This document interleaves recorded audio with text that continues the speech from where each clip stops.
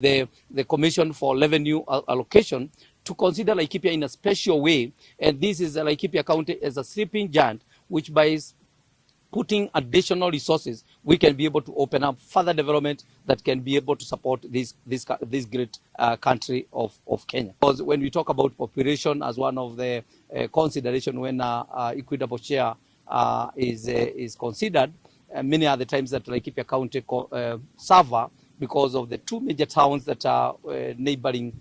They are all the way to the extreme, and this is where the highest population is. We do have the highest population.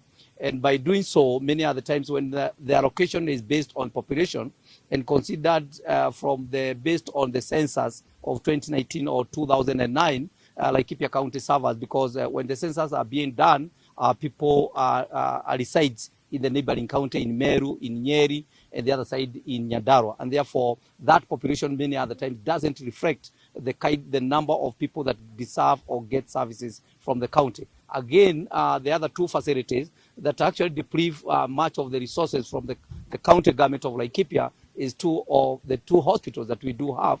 One is the Nanyuki Teaching and Referral Hospital, which is to the extreme, and therefore it serves about 3/4 of the people, of the client, of the patients that get services from that place. They come from neighboring county, Isiolo, Nyeri, and Meru. And then when you go to the other side in Nanyuki, in Nyahururu, again, almost more than 2/3 of the services we give to Nakuru, Nyandarua, and Nyeri. And therefore, but the employees, the staff, and all the other items and equipments are procured by Laikipia County. And therefore, again, we do suffer from that issues. And again, the other component is in terms of our neighborhood.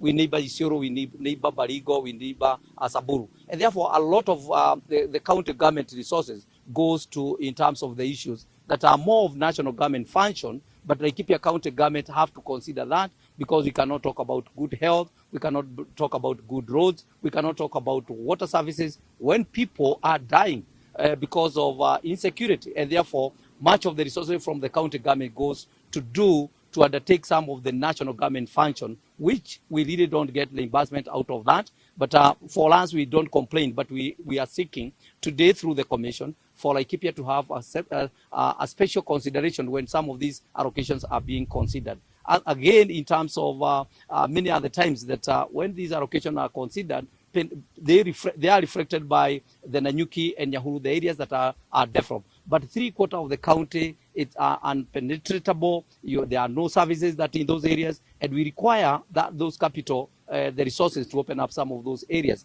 Again, Laikipia County has the highest potential in this country, and it can be able to even feed the rest of the country, and even in terms of generating revenue that can feed to support the national government or the country's functions. But again, we require resources to spur that economic growth in this country, in this county, particularly on the issues of tourism, in terms of mining and opening up some of these potential areas. We require a startup capital, which Laikipia County have suffered all along. When you talk about the county headquarters, Laikipia never benefited from the resources of the developing the county headquarters, where the county government alone did start the building and development of the county headquarters in Umuruti, where they never benefited from the national government. And my name is Dr. Isabel Wayate, a commissioner at the Commission of Revenue Allocation. Today we were at Laikipia County, and we are here on the aspect of development of a marginalization policy, which we are developing as CRA. This is the third marginalization policy we are undertaking since devolution, and this emanates from Article 204 of the Constitution on the Equalization Fund. For that Equalization Fund to be shared, CRA is mandated to come up with a marginalization policy which identifies areas that are marginalized, and this marginalization is based on various services including health, water, electricity, and roads. This is what is put in the Constitution, among other services.